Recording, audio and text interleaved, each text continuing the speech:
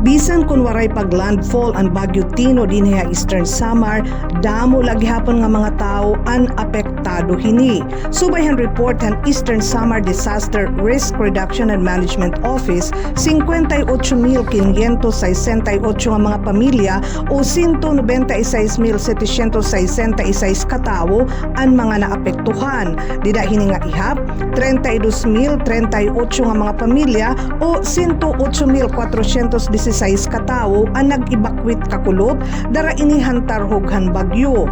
Kadaman hini inakabalik na nga to naman han iratag sa tagsang mga panimalay paghugpayhan bagyo kangina.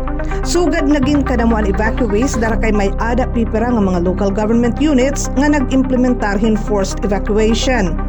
Dito habong tuhan Taft, nahitalain masobra 290,000 pesos nga danyo sa agrikultura. Samtang Halurente, may ada nira na hi-report nga 155,000 pesos nga danyo sa agrikultura. Nga daya na, waray pa mga reports hin mga kahibangan hin mga government infrastructures, sugad man distrosohan mga balay. Waray paghihapon reports hin danyo sa livestock ngan poultry. Pero basehin mga unofficial nga impormasyon, dako ang danyos dito ha mga isla hiton humunhon manikaning ang suluan hasta na dito naman hinpira nga mga barangay sa Giwan. May ada mga retrato nga nakapost sa social media nga nagpapakita hin mga ibang nga mga balay nga iba pa nga mga estruktura sugad man utod nga mga kahoy ilabi na ha islahan humunhon nga amo ang pinakaharani nga linabyanhan bagyo.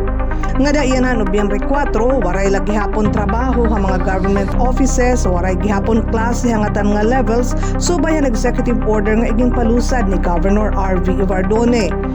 Ito ni bang mga local government units inagbubuhat itong era relief operations, samtang ang gobyerno probinsyal inagpadara yan nga adlaw hinmil nga food packs kumo ayuda nga tuhabong tuhiton Giwan. Nahiisa ang signal number 4 dito hagiwan ngan Mercedes, pero darahan lagidgid nga pangandaman han mga LGUs waray hini nahitala nga mga casualties ngan fatalities nga daiya na. Nobyembre 2 pala, igin deklarar na ang suspension han klase sugad man gihapon han trabaho ngan igin patuman in preemptive ngan forced evacuation ilabi na didto hin mga kritikal nga mga lugar.